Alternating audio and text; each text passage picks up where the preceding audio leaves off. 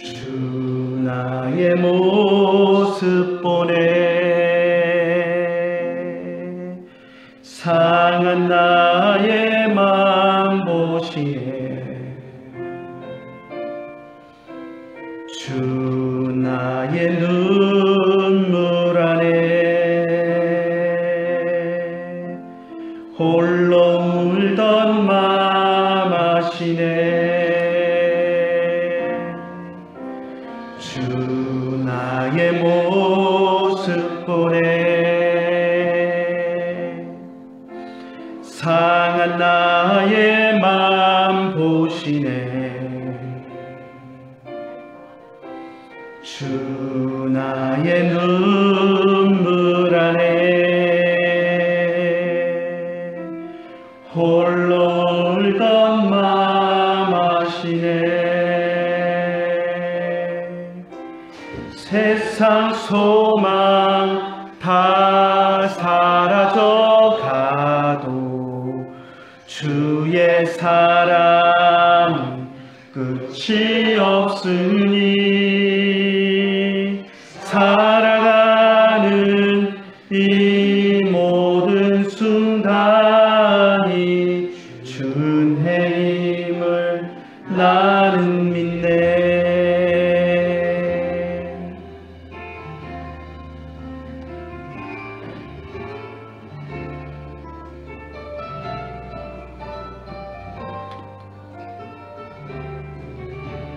주 사랑 내게 있네 그 사랑이 날 채우네 주 내게 있네 은혜로 날 채우네 세상 소망 다 사라져 가도 주의 사랑 끝이 없으니 살아가는 이 모든 순간이 주 은혜임을 나는 믿네 나는 하나님을 예배하는 예배자입니다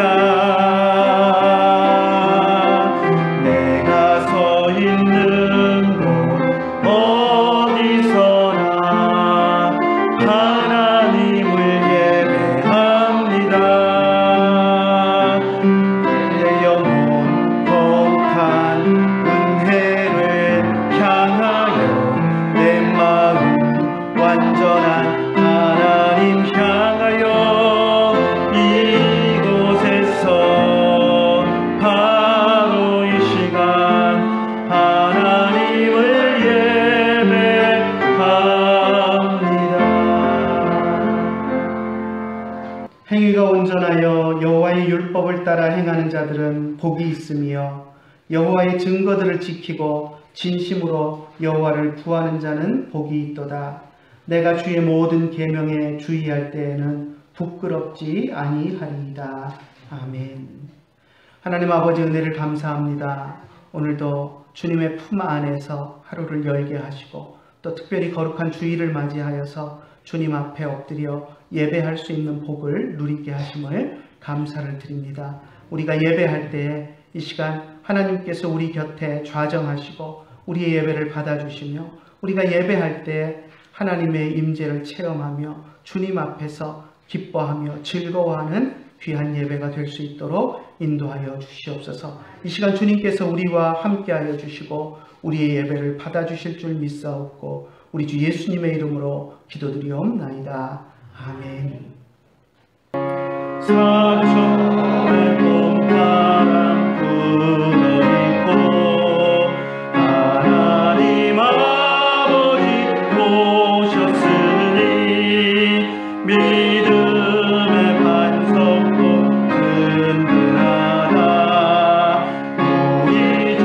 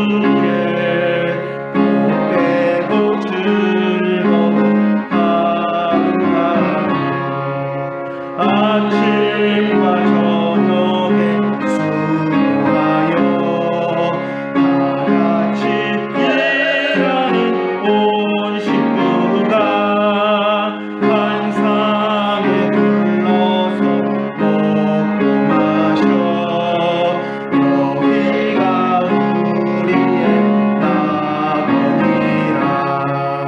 고마워라 임마누엘 예수만 섬기는 우리 집. 고마워라 임마누엘 복되고 즐거운 하루하루. 다같이 사도신경으로 신앙 고백하겠습니다.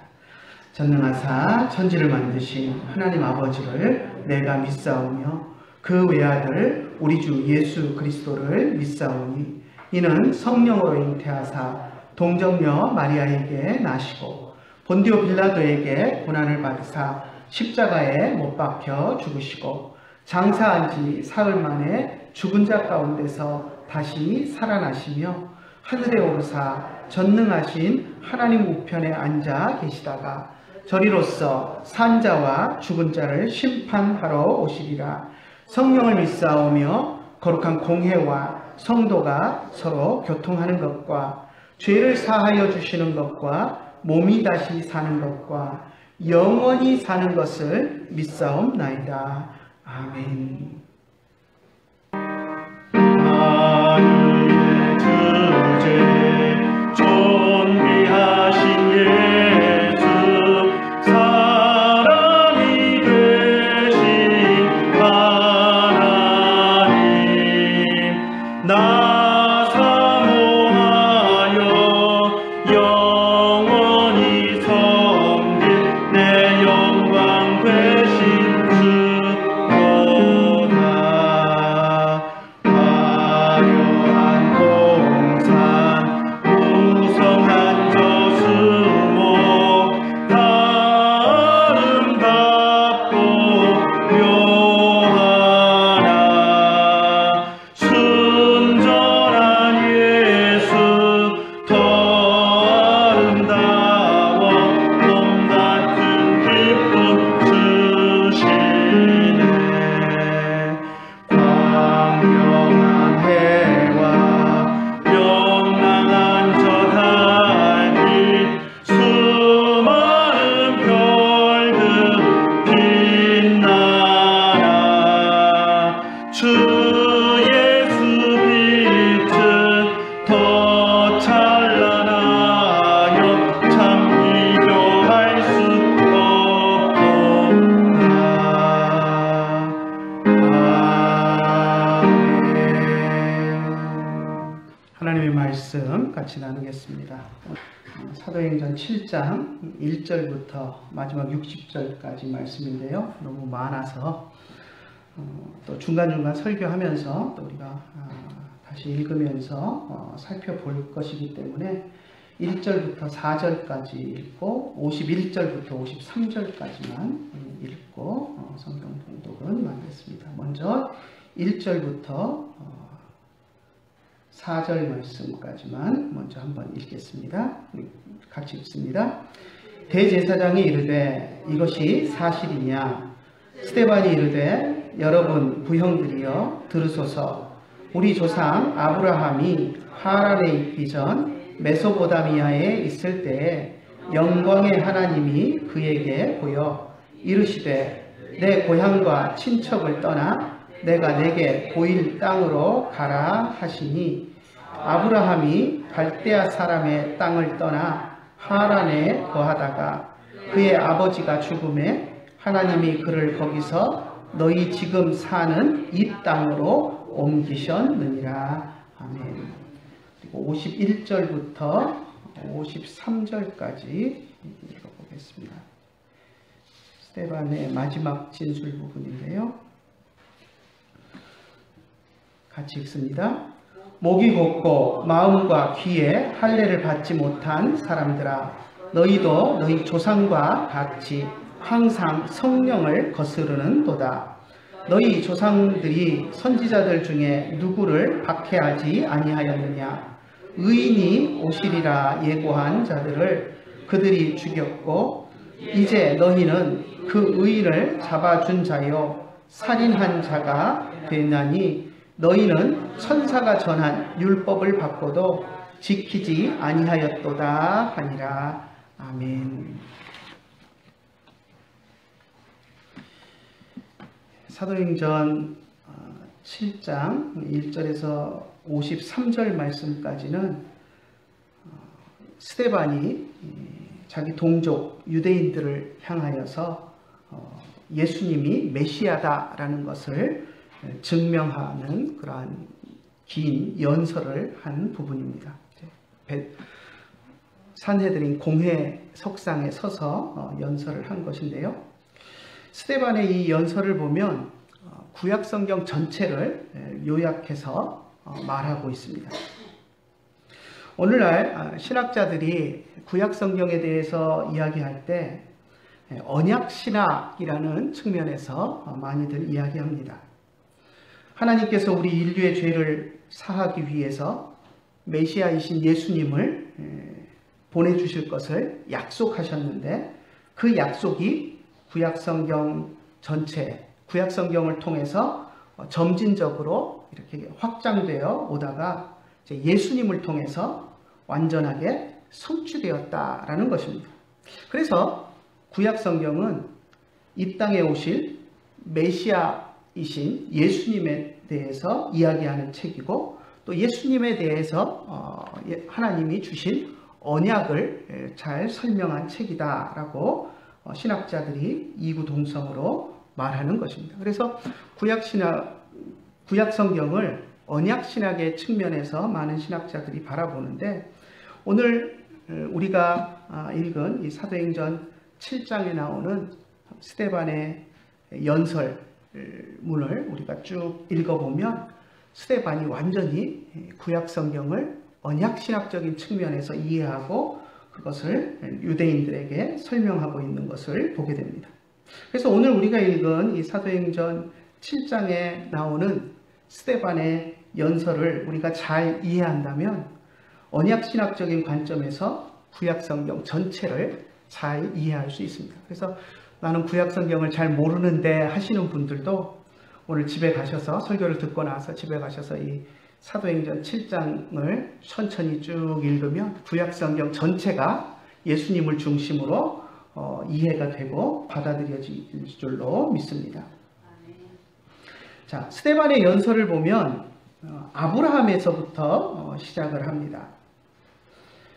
아브라함이 여러분 누구죠? 유대인들이 자기 민족의 조상이다라고 이야기하는 사람이 아브라함입니다. 유대인이라면 그것을 어느 누구도 부정하지 않습니다. 하나님께서 아브라함을 택하여 부르셨고 그 후손을 통하여 하나님의 백성을 세우셨습니다. 스데반은 모든 유대인들이 공감하는 이 이야기를 연설의 서두에서 꺼내 들었습니다. 2절 한번 다시 읽어볼까요? 스데반이 이르되 여러분 부형들이여 들으소서 우리 조상 아브라함이 하란에 있기 전 메소포타미아에 있을 때 영광의 하나님이 그에게 보여. 아브라함이 지금 이스라엘이 살고 있는 가나안 땅이 아닌 갈대아 땅, 여기서는 메소포타미아라고 이야기하고 있는데 갈대아 우르 땅을 이야기합니다. 그곳에서 있을 때 하나님이 아브라함에게 나타나셔서 그를 부르셨다라고 이야기합니다. 그를 부르셔서 가나안 땅으로 가라라고 하나님이 명령하셨습니다. 창세기 12장에 나오는 내용입니다. 하나님은 아브라함에게 그 후손을 통해서 한 민족을 이루게 하고 또 그 후손들에게 가나안 땅을 유업으로 주시겠다라고 약속하셨습니다. 그리고 아브라함과 그 후손이 하나님의 백성이라는 것을 확증하는 증표로 할례의 언약을 주셨습니다. 그리고 그 약속은 아브라함의 아들 이삭에게 이어졌고 또 이삭의 아들 야곱에게로 이어져 내려갔습니다. 그런데 아브라함과 그 아들 이삭 그리고 아브라함의 손자 야곱에 이르기까지 아브라함과 그 후손들은 가나안 땅에서 발붙일 만한 어떤 땅도 유업으로 받지 못한 그런 상태였습니다. 창세기 15장 13절에서 16절을 보면 하나님께서 아브라함에게 가나안 땅을 주시겠다라고 하는 언약을 세우실 때 뭐라고 이야기하냐면 그 땅을 아브라함 시대에 주시지 않고 먼 후대에 그의 후손들에게 주시겠다라고 말씀하셨습니다. 400년 동안 네 후손이 종살이를 하다가 돌아와서 이 땅을 차지하게 되리라 라고 말씀을 하셨는데요. 오늘 우리가 보는 사도행전 7장에 보면 6절에서 7절에 스데반 집사님이 그것을 잘 요약해서 이야기하고 있습니다. 우리가 아까 4절까지 읽었으니까 5절, 6절, 7절을 같이 읽어봅시다. 그러나 여기서 발붙일 만한 땅도 유업으로 주지 아니하시고 다만 이 땅을 아직 자식도 없는 그와 그의 후손에게 소유로 주신다고 약속하셨으며 하나님이 또 이같이 말씀하시되 그 후손이 다른 땅에서 나그네가 되리니 그 땅 사람들이 종으로 삼아 400년 동안을 괴롭게 하리라 하시고 또 이르시되 종 삼는 나라를 내가 심판하리니 그 후에 그들이 나와서 이곳에서 나를 섬기리라 하시고 하나님의 아브라함에게 주셨던 이 약속의 말씀을 성취하시기 위해서 하나님께서는 이제 야곱의 아들 가운데 11번째 아들이죠. 요셉을 애굽 땅, 이집트 땅으로 보내셨습니다. 우리가 잘 아는 요셉의 이야기가 그래서 나온 것입니다. 요셉의 이야기를 많은 사람들이 그냥 교훈적인 이야기다 이렇게 생각을 합니다.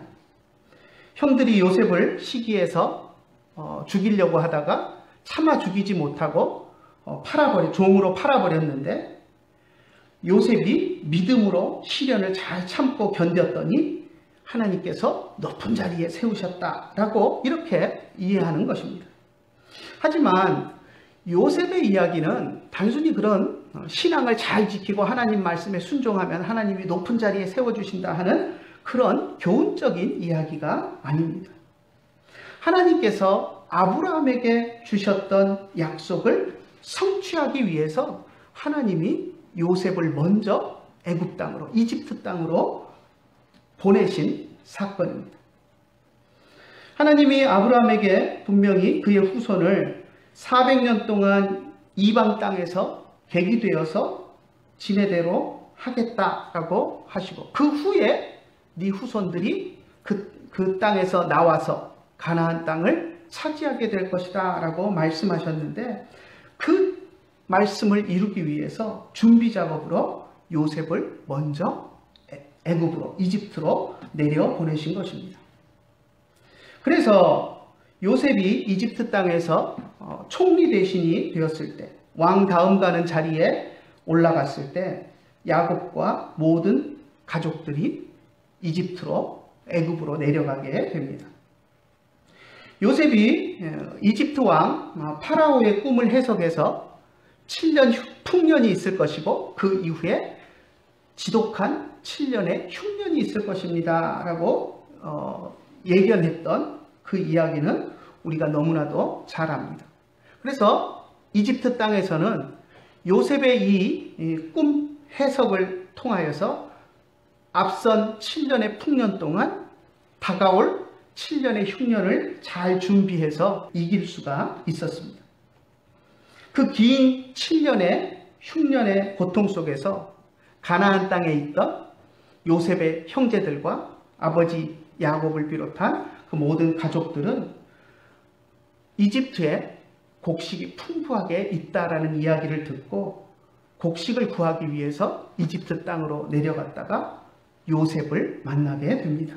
죽은 줄만 알았던 요셉을 만나게 되고 그리고 야곱의 온 가족이 요셉이 있는 이집트 땅으로 내려가게 됩니다. 그리고 나서 그곳에서 400년 동안 살게 됩니다. 그 이야기를 스데반이 9절부터 13절까지 쭉 풀어서 이야기를 합니다. 우리 9절부터 13절 한번 같이 읽어볼까요? 여러 조상이 요셉을 시기하여 애굽에 팔았더니 하나님이 그와 함께 계셔 그 모든 환난에서 건져내사 애굽 왕 바로 앞에서 은총과 지혜를 주심에 바로가 그를 애굽과 자기 온 집의 통치자로 세웠느니라. 그때에 애굽과 가나안 온 땅에 흉년이 들어 큰 환난이 있을세 우리 조상들이 양식이 없는지라. 야곱이 애굽에 곡식이 있다는 말을 듣고 먼저 우리 조상들을 보내고 또 재차 보내매 요셉이 자기 형제들에게 알려지게 되고 또 요셉의 친족이 바로에게 드러나게 되니라. 아멘. 중간에 보면 우리 조상들이 양식이 없는지라 우리 조상들을 먼저 보내고 이런 말이 나오는데, 이 우리 조상이라는 말은 야곱의 12아들들, 그 12지파를 형성한 각 지파의 시조가 되는 조상들, 요셉의 형제들을 이야기합니다. 그렇게 해서 그들의 조상들이 애굽 땅에 내려가게 된 배경에 대해서 이야기를 하고 있습니다. 요셉이 살아있는 동안, 그리고 요셉을 좋아하는 사람들이 이집트 땅을 통치하는 동안에는 이집트 땅에 내려갔던 야곱의 모든 가족들, 이스라엘 백성들이 그 땅에 평안하게 살면서 번성할 수 있었습니다.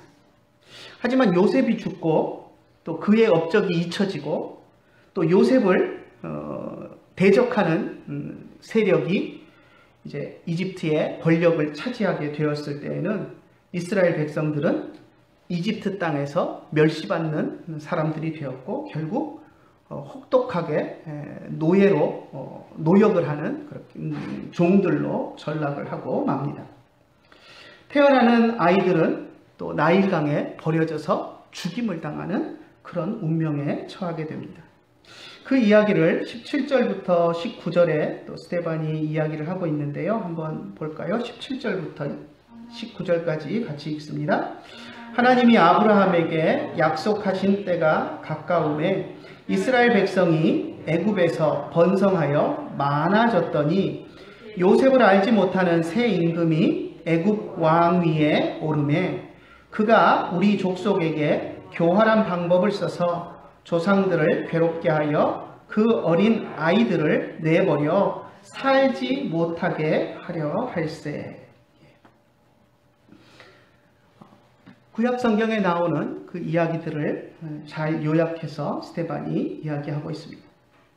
자, 그렇지만 이런 모진 고통과 종살이까지도 하나님의 계획 안에서 성취된 것이다 라는 것을 스데반은 이야기하고 있는 것입니다.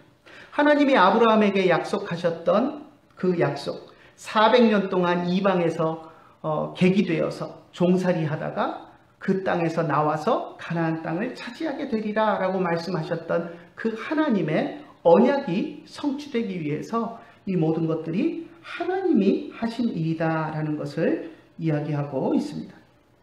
그리고 때가 되어서 하나님께서는 아브라함에게 하신 약속을 성취하기 위해서 모세가 태어나게 하셨고 또 애굽 왕 바로가 태어나는 모든 남자아이들을 나일강에 던져서 죽게 만들었지만 그 가운데서도 모세는 살아나서 하나님의 언약을 성취하는 도구가 되었다라는 것을 이야기합니다.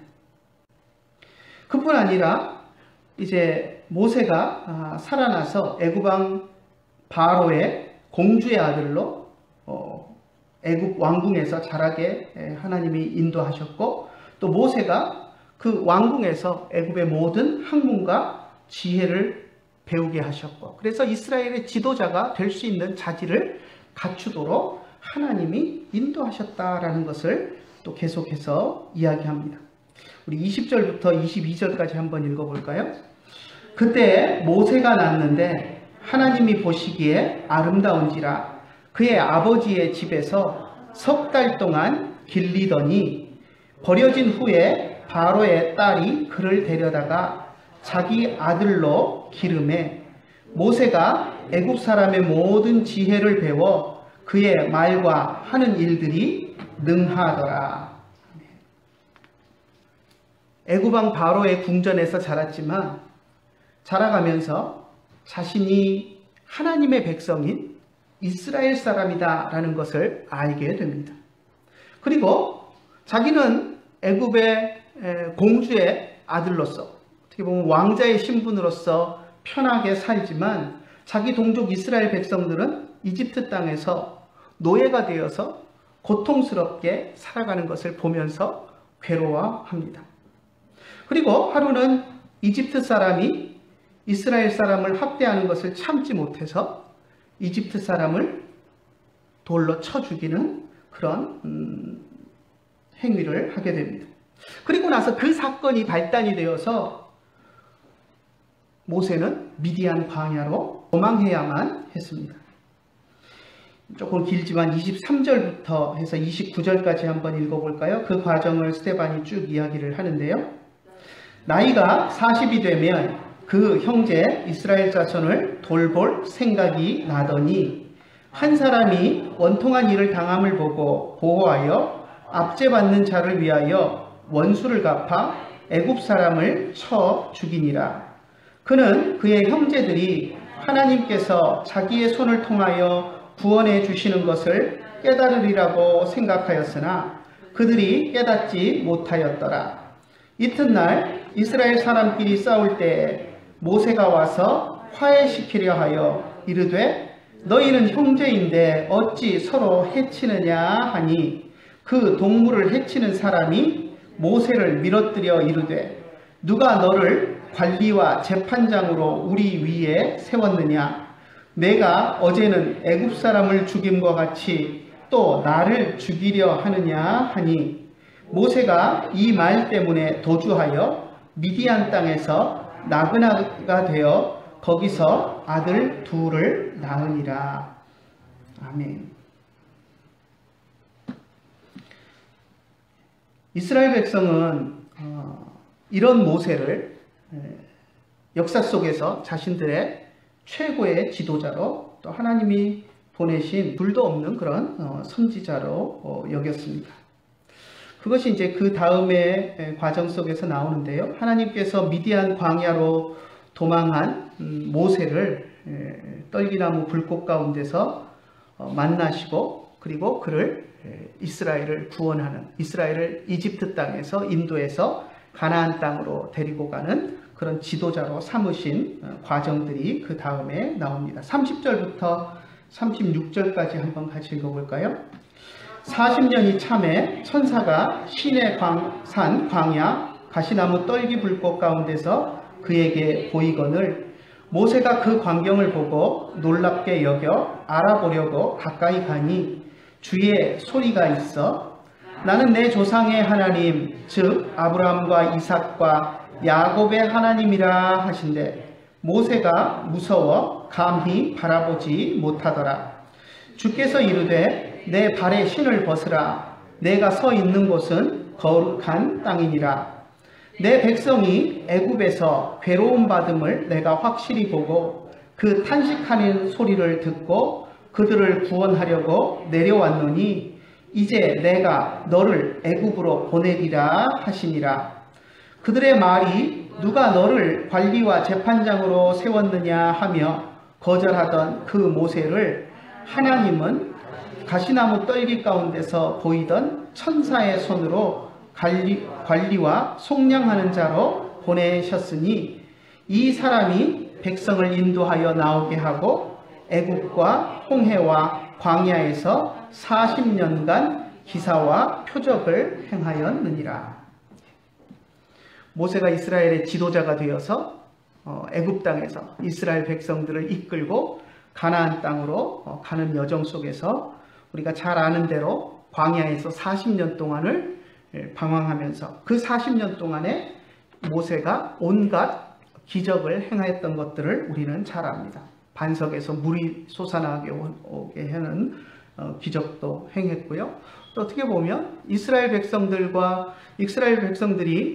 광야에서 먹을 것이 없어서 아우성을 칠 때 하늘에서 만나가 내리기도 했고, 또 고기가 먹고 싶다고 할 때는 하나님께 기도하여서 메추라기가 날라와서 또 그것들을 먹을 수 있도록 하는 그런 기적들도 베풀었습니다. 그래서 이렇게 광야 40년 동안 온갖 기적을 베풀면서 이스라엘 백성들을 인도했던 그 모세를 유다 백성들은 하나님이 보내신 둘도 없는 지도자로 여겼습니다. 그것을 38절에서 이야기하고 있는데요. 한번 같이 읽어볼까요?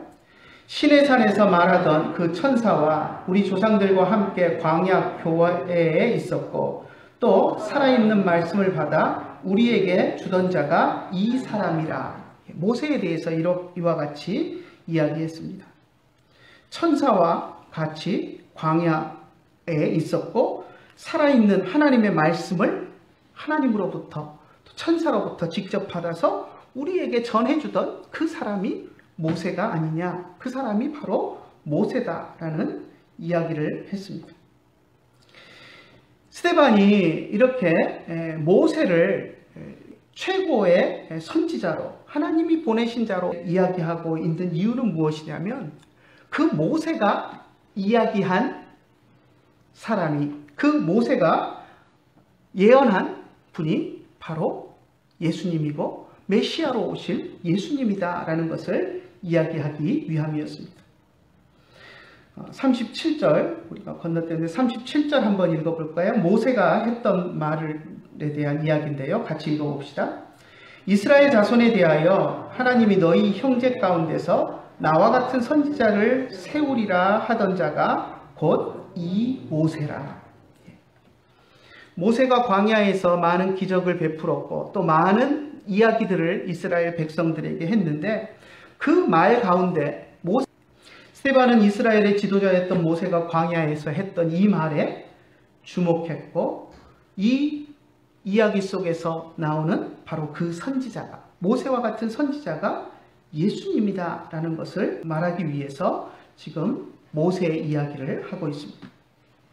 모세는 명명백백하게 하나님이 보내신 선지자였습니다.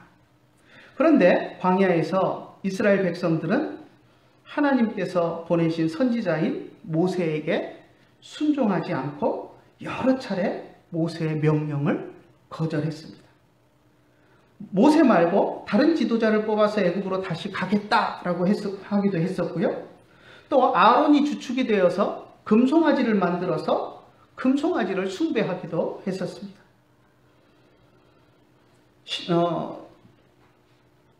광야에서 이와 같은 많은 불순종의 사건들이 있었는데요.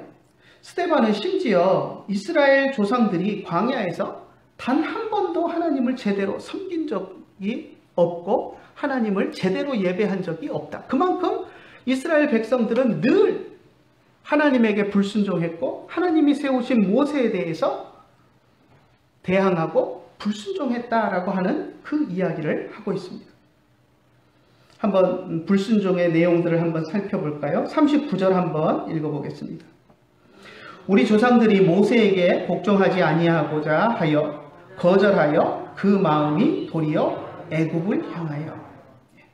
지금 애굽 땅에서 종살이하다가 나와서 광야를 거쳐 가나안 땅으로 가고 있는 과정인데, 광야 40년 동안 있으면서 이스라엘 백성들은 수없이 애굽 땅을 그리워했습니다. 애굽에 있었을 때 그때는 거기서 우리가 고기도 먹었고 또 온갖 야채들을 먹었는데 광야에서는 먹을 것이 만나밖에 없구나 하면서 애굽 땅을 그리워하는 그런 모습을 보이면서 모세를 원망하고 애굽으로 차라리 우리가 다른 지도자를 뽑아서 애굽으로 돌아가자 하는 그러한 생각들을 가지기도 했었습니다.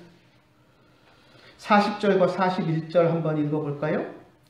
아론더러 이르되 우리를 인도할 신들을 우리를 위하여 만들라. 애굽 땅에서 우리를 인도하던 이 모세는 어떻게 되었는지 알지 못하겠노라 하고 그때 그들이 송아지를 만들어 그 우상 앞에 제사하며 자기 손으로 만든 것을 기뻐하더니, 모세가 십계명을 받으러 시내산에 올라가서 40일 동안 내려오지 않았을 때 이스라엘 백성들이 아론을 압박하여서 모세는 어떻게 됐는지 알지 못하겠으니 우리 앞에 신을 만들어내라 라고 해서 아론이 금송아지 우상을 만들어서 섬겼던 그 모습을 이야기하고 있습니다.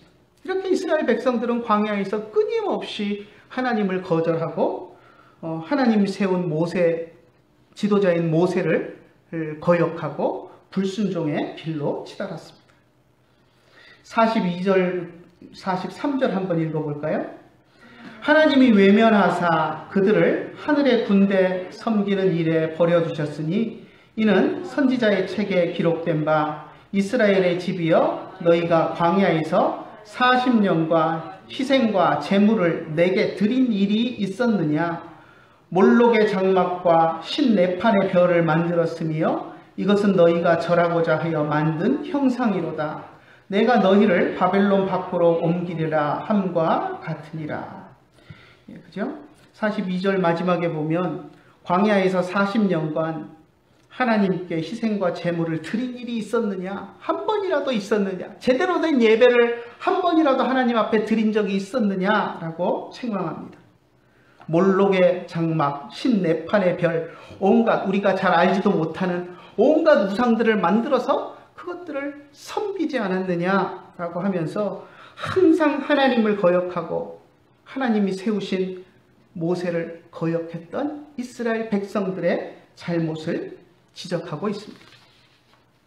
이렇게 이스라엘 백성들이, 조상들이 광야에서 하나님을 거역하고 하나님이 세우신 선지자 모세를 거역했던 것을 지금 스데반 집사님이 이야기하고 있는 이유는 무엇이냐면, 그것과 똑같은, 그들의 조상이 저질렀던 똑같은 잘못을 지금 현재 스데반 앞에 있는 유대인들이, 유대 백성의 지도자라고 하는 공회원들이 저지르고 있다는 것을 지적하기 위해서입니다. 이스라엘 조상들이 광야에서 하나님이 세우신 선지자 모세를 대적했던 것처럼 지금 이 시대에도 하나님께서 세우신 모세와 같은 선지자, 모세가 이야기했던 그 모세와 같은 선지자인 예수님을 그들이 거절하고 있다는 것을 이야기하고 있는 것입니다. 이어서 스데반은 예수님을 성전에 비유해서 또 이야기했습니다. 모세가 이야기했던 나와 같은 선지자를 세우실 것이라 했던 그분이 바로 예수님이다. 그런데 너희 조상이 모세를 거절했던 것처럼 모세가 이야기한 그분을 너희들이 거절하고 있다라고 이야기한 이후에 스데반은 예수님을 이제 성전에 비유해서 이야기하기 시작합니다. 예수님은 성전과 같은 분이십니다. 여러분, 성전이 무엇이죠? 성전은 하나님이 계신 곳입니다. 광야에서는 성막이 하나님의 성전이었습니다. 하나님께서 모세에게 성막을 만들라 명령하셨고, 그것은 가나안 땅에 들어가서 다윗 때까지 이어졌습니다. 솔로몬이 예루살렘의 성전을 세우기 전까지 성막은 하나님이 거하시는 처소로서 이스라엘 백성들에게 인정되었습니다.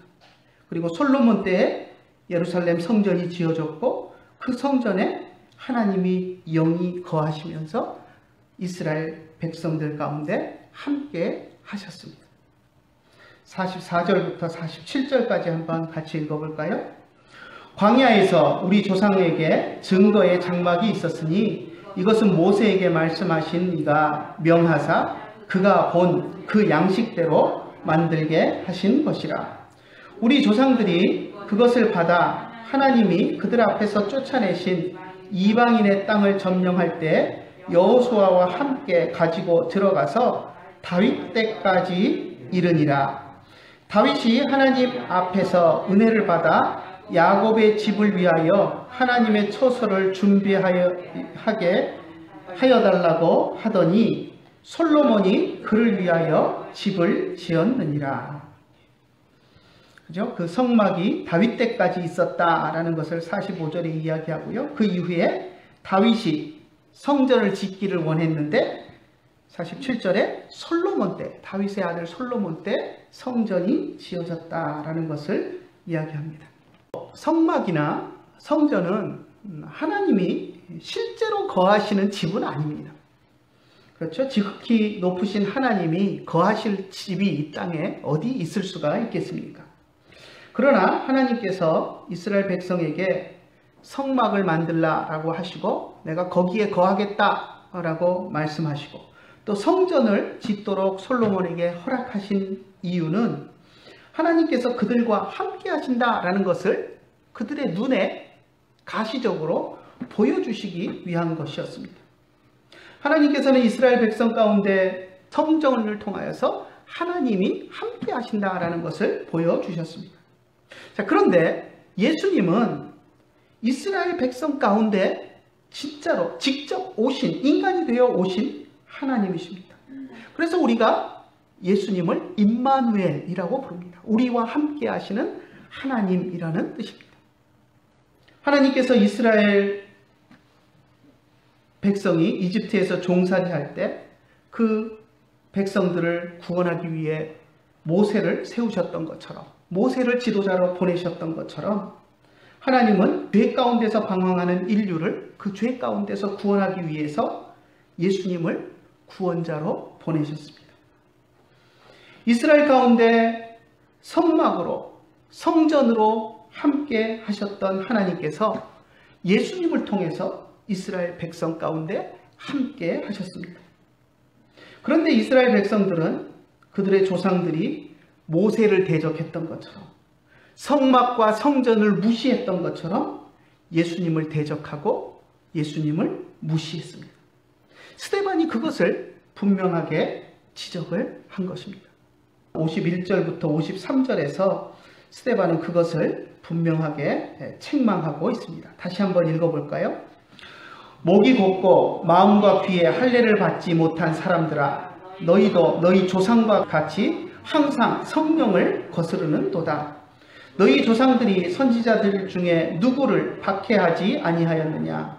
의인이 오시리라 예고한 자들을 그들이 죽였고 이제 너희는 그 의인을 잡아준 자요 살인한 자가 되나니 너희는 천사가 전한 율법을 받고도 지키지 아니하였도다 하니라.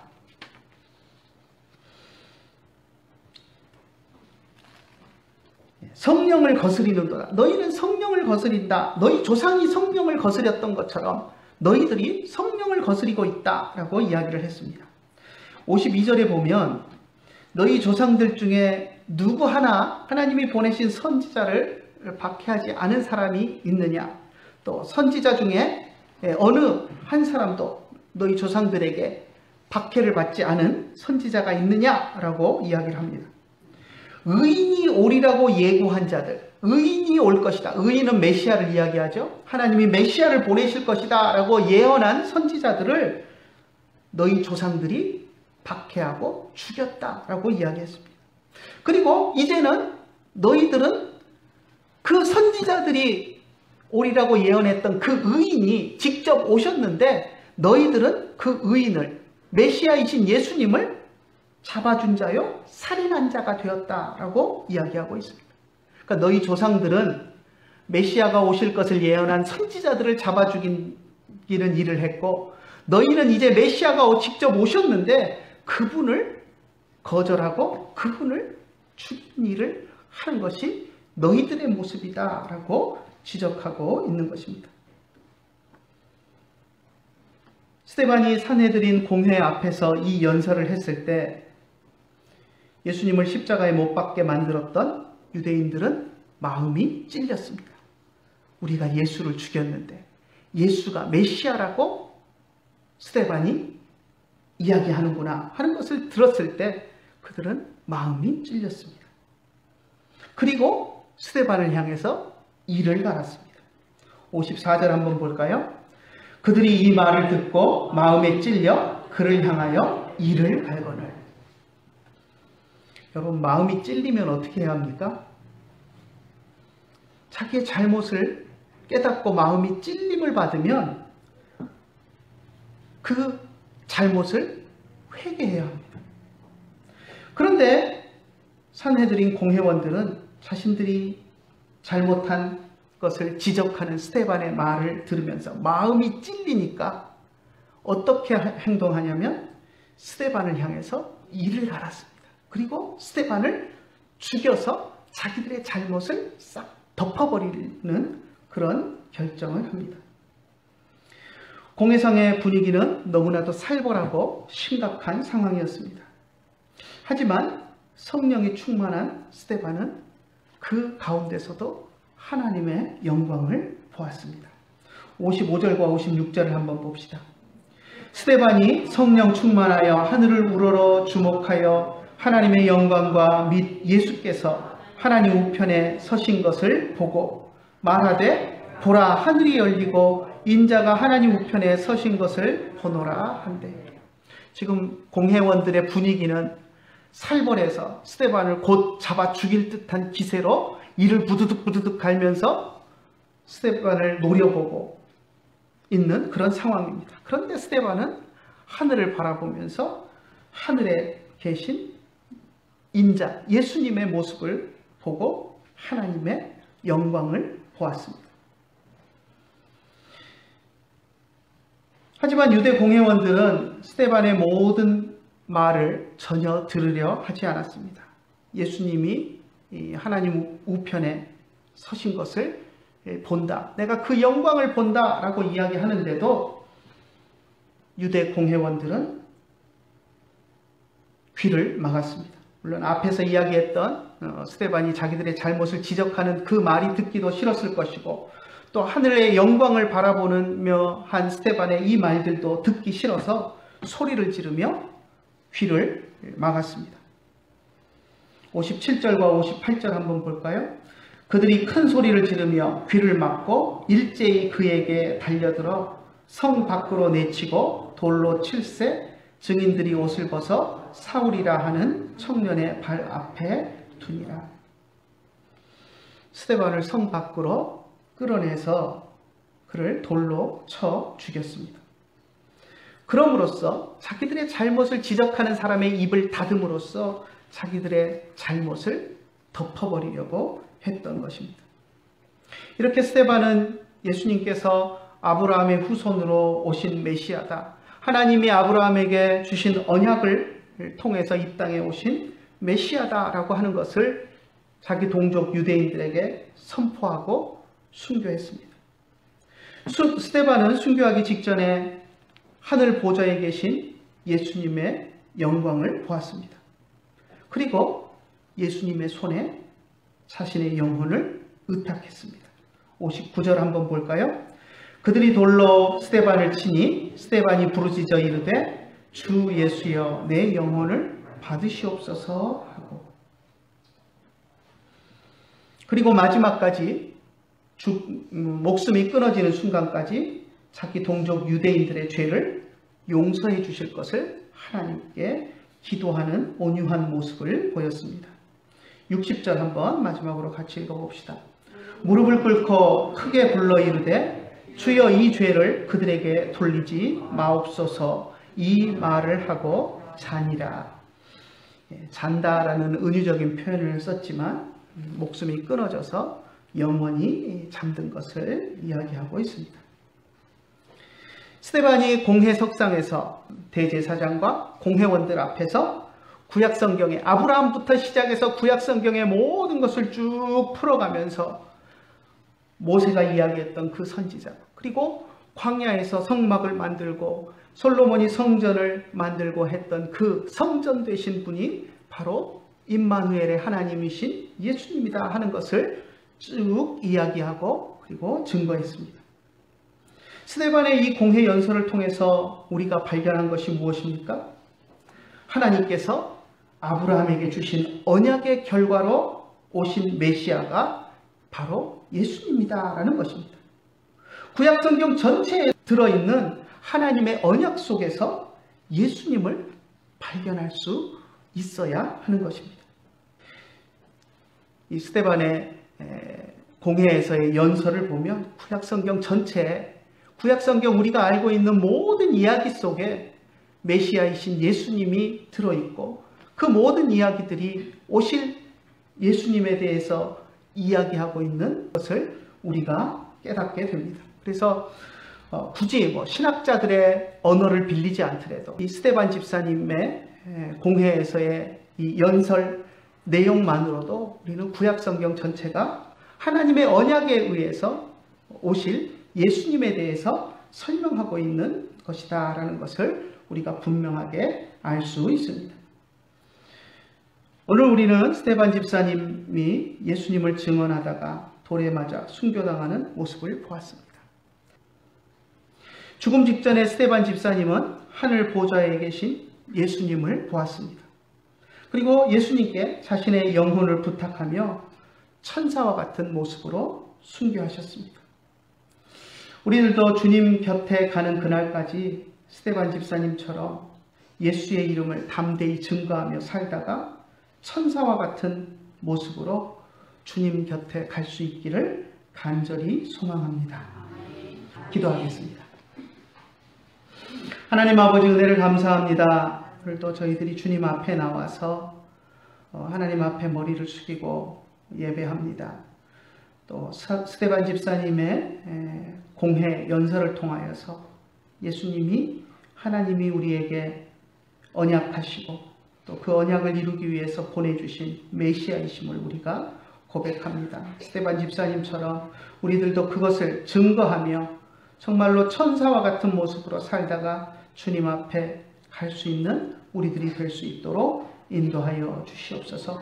귀한 말씀을 우리에게 주심을 감사드리고, 또 스데반 집사님의 뒤를 따라서 우리들도 믿음의 본을 보인 그 스데반 집사님의 뒤를 따라 믿음으로 살다가 주님 앞에 영광스럽게 설 수 있는 우리들이 다 될 수 있도록 주님 인도하여 주시옵소서. 세상은 혼란스럽고 우리들이 믿음을 지키기가 너무나도 어려운 시대가 되었습니다. 하지만 그 속에서도 우리가 믿음 잃지 않고 주님 앞에 가는 그날까지 믿음으로 살아갈 수 있도록 우리를 지키고 인도하여 주시옵소서.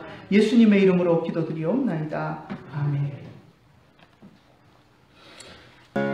내 평생에 가는 길 순탄하여 늘 잔잔한 강 같은지 큰 풍파로 겪는지 나의 영혼은 늘 편하다. 내 영혼